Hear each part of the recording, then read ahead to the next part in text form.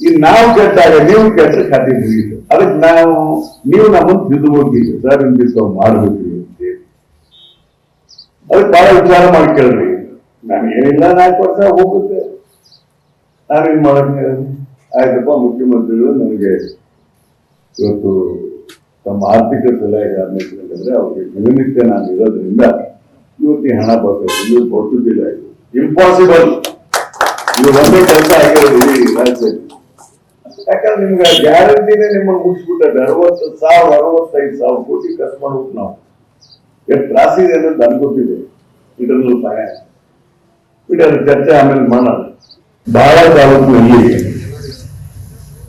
ಅಭಿವೃದ್ಧಿ ಮಾಡಬೇಕಂತಾರೆ ಹಣ ಇಲ್ಲ. ನಮ್ಮಲ್ಲಿ ಹಣ ಇದೆ, ಭೂಮಿ ಇಲ್ಲ.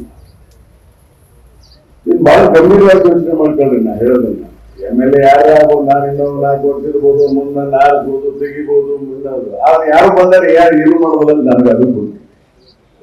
ಅಷ್ಟು ಕೆಲಸ ಅಲ್ಲ ಇದು. ಬಂದವರೆಲ್ಲರೂ ಮಾಡಾಗ ಎಲ್ಲರೂ ಎಲ್ಲಾ ತಾಲೂಕಿನಾಗ ಕೆಲಸನೇ ಇರ್ತದೆ. ಆದ್ರೆ ಒಂದು ಚಾಲೆಂಜ್ ತಗೊಂಡು ಮಾಡ್ಬೋದು, ಬದ್ಧತೆ ಬೇಕು. ಯಾರು ಮುಖ್ಯಮಂತ್ರಿ ಆದವ್ರಿಗೆ, ಮಂತ್ರಿಗಳಾದವ್ರಿಗೆ, ಶಾಸಕರಾದವ್ರಿಗೆ, ಗ್ರಾಮ ಪಂಚಾಯತಿ ಅಧ್ಯಕ್ಷರವರೆಗೆ ಬದ್ಧತೆ ಇದ್ರೆ ಕೆಲಸ ಆಗತ್ತೆ. ಇಲ್ಲ ಮಾಡ್ಲೇಬೇಕಪ್ಪ ಇದನ್ನ ನಂಬಬೇಕು. ಆದ್ರೆ ಇತ್ತೀಚಿನ ನಿರ್ಮಾಣಗಳಲ್ಲಿ ಈ ರಾಜಕೀಯ ವ್ಯವಸ್ಥೆಯಲ್ಲಿ ಹಾಳಾಗಿ ಹೋಗ್ತಿದ್ದಾರೆ.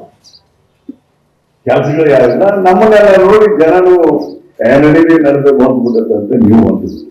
ಈ ನಾವು ಕೆಟ್ಟಾಗ ನೀವು ಕೆಟ್ಟರೆ ಖಾತೆ ಮುಗಿತು. ಅದಕ್ಕೆ ನೀವು ನಮ್ಮನ್ನು ತಿದ್ದು ಹೋಗಿದ್ವಿ ಸರ್, ಇಂತಿತ್ತು ಮಾಡ್ಬೇಕ್ರಿ ಅಂತ ಹೇಳಿ. ಅದಕ್ಕೆ ಬಹಳ ವಿಚಾರ ಮಾಡಿ ಕೇಳ್ರಿ. ನಾನು ಏನಿಲ್ಲ, 4 ವರ್ಷ ಹೋಗುತ್ತೆ, ನಾನೇನ್ ಮಾಡಕ್ಕೆ. ಆಯ್ತಪ್ಪ, ಮುಖ್ಯಮಂತ್ರಿಗಳು ನನಗೆ ಇವತ್ತು ತಮ್ಮ ಆರ್ಥಿಕ ಸಲಹೆಗಾರನಿದ್ರೆ ಅವ್ರಿಗೆ ದಿನನಿತ್ಯ ನಾನು ಇರೋದ್ರಿಂದ ಇವತ್ತು ಹಣ ಬರ್ತದೆ, ಇದು ಬರ್ತದಿಲ್ಲ, ಇದು ಇಂಪಾಸಿಬಲ್, ಇದು ಒಂದೇ ಕೆಲಸ ಆಗಿರೋದು ಇಡೀ ರಾಜ್ಯದಲ್ಲಿ. ಯಾಕಂದ್ರೆ ನಿಮ್ಗೆ ಗ್ಯಾರಂಟಿನೇ ನಿಮ್ಮನ್ನು ಮುಗಿಸ್ಬಿಟ್ಟೆ. 60,000 65,000 ಕೋಟಿ ಖರ್ಚು ಮಾಡ್ಬೇಕು ನಾವು. ಎಷ್ಟು ತ್ರಾಸ ಇದೆ ಅನ್ನೋದು ನನ್ಗೆ ಗೊತ್ತಿದೆ. ಇಂಟರ್ನಲ್ ಫೈನಾನ್ಸ್ ಬಿಡೋದು, ಚರ್ಚೆ ಆಮೇಲೆ ಮಾಡೋಣ.